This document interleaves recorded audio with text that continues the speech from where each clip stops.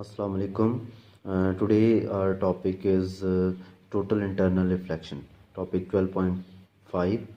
तो previous topic में आपने सीखा था कि जब लाइट रे एक ट्रांसपेरेंट मीडियम से दूसरे ट्रांसपेरेंट मीडियम में जाती है, मतलब एयर इनटू ग्लास और ग्लास इनटू एयर और वाटर, तो वो अपने ओरिजिनल पाथ से डेविएट करती है, पाथ चेंज करती है।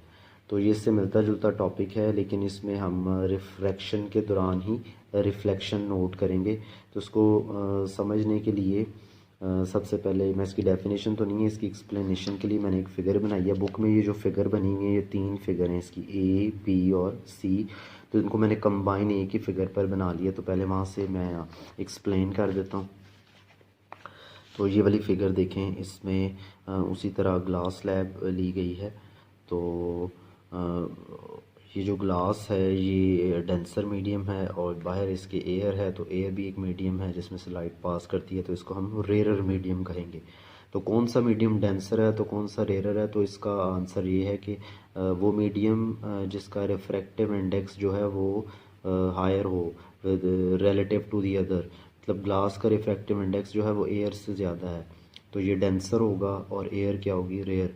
इसी तरह आप एयर और वाटर को कंपेयर करें तो जो वाटर है उसका रिफ्रैक्टिव इंडेक्स एयर से ज़्यादा है, तो एयर क्या है, रेयर, और वाटर क्या है, डेंसर। जिसका रिफ्रैक्टिव इंडेक्स ज़्यादा हो वो डेंसर है।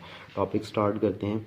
यहाँ पर हमारे पास एक ग्लास, ये जो स्लैब है, शीशे की स्लैब है, इसके नीचे कोई ब्राइट पॉइंट ओ लेट किया हुआ है। तो इसको कोई लाइट कंसिडर कर लें। लाइट इस ग्लास में से निकल कर बाहर एयर में जा रही, यानी डेंसर से रेयर में। तो ये क्या क्या करेगी, तो उसको हम ये 5 रेज़ की मदद से स्टडी करेंगे और फिर आप एक्चुअल जो इसका कॉन्सेप्ट है, पॉइंट है, वो समझ जाएंगे। तो फर्स्ट जो रे है वो ओ ए है। ये जो है ओ ए रे डेंसर से रेयर में जा रही है, तो ये अनडेविएटेडली स्ट्रेट पास कर जाती है। तो आपको पता है कि जहाँ पर वो मीडियम बाउंड्री को हिट करती है, वो उस पॉइंट को हम बोलते हैं पॉइंट ऑफ इंसिडेंस। और अगर यहाँ पर हम नॉर्मल ड्रॉ करें, वो जो राइट एंगल था, तो वो इस लाइन रे के नीचे ही आ जाएगा। इसका मतलब है नॉर्मल के साथ ज़ीरो एंगल पर। तो ये जो रे है ये अनडेविएटेडली स्ट्रेट पास करेगी। तो फिर एक क्वेश्चन राइज होता है कि यहाँ पर अगर रे स्ट्रेट ही पास कर रही है तो फिर रिफ्रैक्शन तो नहीं हुई। तो रिफ्रैक्शन का मतलब स्पीड चेंज होना भी है। तो जब और अगर एंगल चेंज हो तो फिर स्पीड चेंज होने के साथ साथ उसकी डायरेक्शन भी चेंज होती है। तो ये दोनों रिफ्रैक्शन की डेफिनेशन में आती हैं कि जब लाइट एक मीडियम से दूसरे में एंटर हो तो उसकी स्पीड के साथ साथ डायरेक्शन भी चेंज हो। तो अगर डायरेक्शन नहीं चेंज हो रही तो स्पीड कंफर्म चेंज होगी। तो ये फिनोमेना रिफ्रैक्शन कहलाता है। उसके बाद हमने ये इसका थोड़ा सा एंगल इंक्रीज़ किया लाइट रे का। ये पहले स्ट्रेट थी, थोड़ी सी बेंड की। तो आप ये देखें यहाँ से मीडियम चेंज, ये थोड़ी और बेंड होगी। स्ट्रेट जानी चाहिए थी लेकिन बेंड होगी।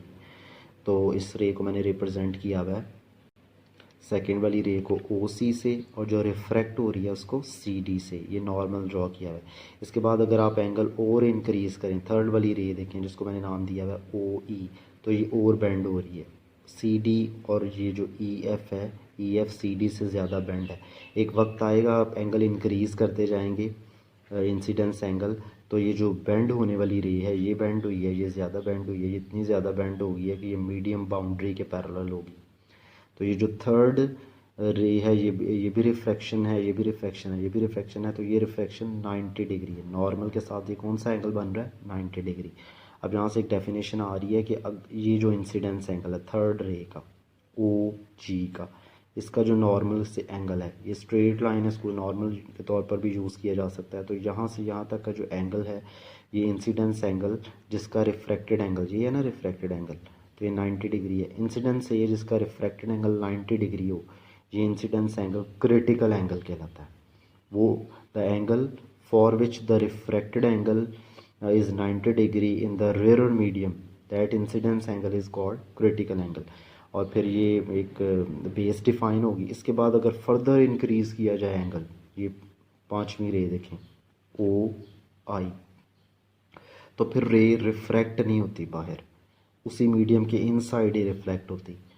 तो ये क्योंकि रे इनसाइड ही रिफ्लेक्ट होगी, इस वजह से टॉपिक का नाम क्या है, total internal reflection. Internally reflect होगी।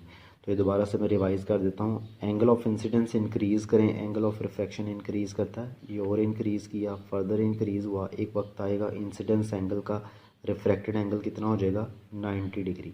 अगर इससे फर्दर इंक्रीज़ किया जाए तो फिर रे रिफ्रैक्शन का मुजाहरा नहीं करती बल्कि रिफ्लेक्ट हो जाती है इनसाइड।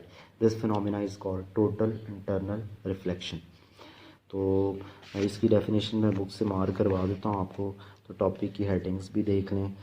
तो ये जैसे बुक पे लिखा वैसे ही करना है, ये डेफिनेशन बस हाईलाइट कर देनी है आपने कॉमास लगा के। यहाँ से डेफिनेशन होगी when the angle of incidence become larger than the critical angle, no refraction occur, the entire light is reflected back into the denser medium.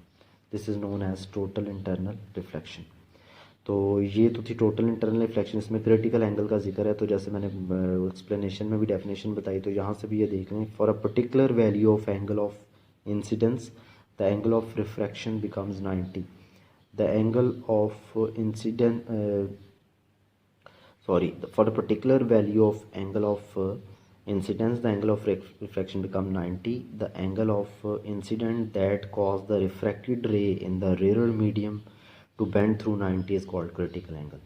वो इंसिडेंस एंगल जो रिफ्रैक्टेड रे को 90 के एंगल पर बेंड करता है वो इंसिडेंस एंगल क्रिटिकल एंगल कहलाता है। और अगर इंसिडेंट रे का एंगल क्रिटिकल से ग्रेटर हुआ तो फिर रे रिफ्रैक्ट नहीं होगी, इनसाइड रे रिफ्लेक्ट होगी।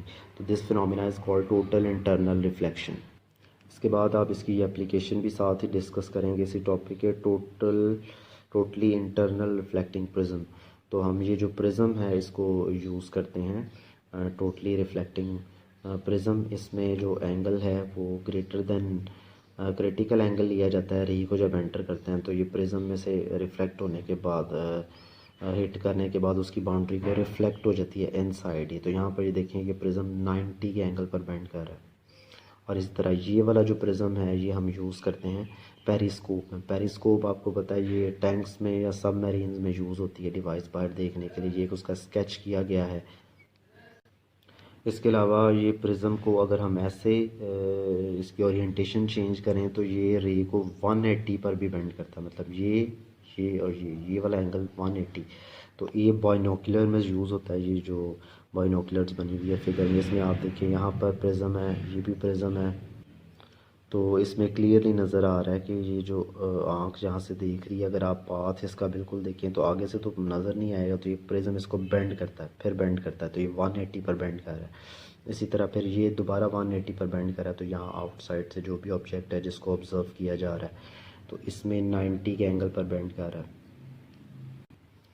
तो ये इम्पोर्टेंट लॉन्ग क्वेश्चन है, इसकी आप अटैम्प्ट करेंगे, डेफिनेशन लिखेंगे क्रिटिकल एंगल की, फिर ये एक्सप्लेनेशन है। ये वाली 3 फिगर आप यूज़ कर सकते हैं या जिस फिगर से मैंने एक्सप्लेनेशन दी है वो भी आप यूज़ कर सकते हैं। और फिर ये हेडिंग देंगे एप्लीकेशन में टोटली रिफ्लेक्टिंग प्रिज्म। इससे रेलेवेंट एक एग्जांपल भी है, वो भी देख लेते हैं। Find the value of critical angle. तो याद रखना है कि क्रिटिकल एंगल असल में इंसिडेंस एंगल ही है। तो हमने इंसिडेंस एंगल यानी आई इक्वल्स टू सी कह देंगे, वो फाइंड करना है। फॉर वाटर रिफ्रैक्टेड एंगल यानी आर एंगल 90 डिग्री दिया है और इफेक्टिव इंडेक्स ऑफ वाटर यानी एन क्या है 1.33। तो फार्मूला आपने क्या पढ़ा था, sine I over sine R equals to N, जबकि यहाँ पर लिखा हुआ है sine R over sine I. तो ये जब लाइट रे रेयर से डेंसर एयर टू ग्लास या एयर टू वाटर जाए तो sine I over sine are होता है।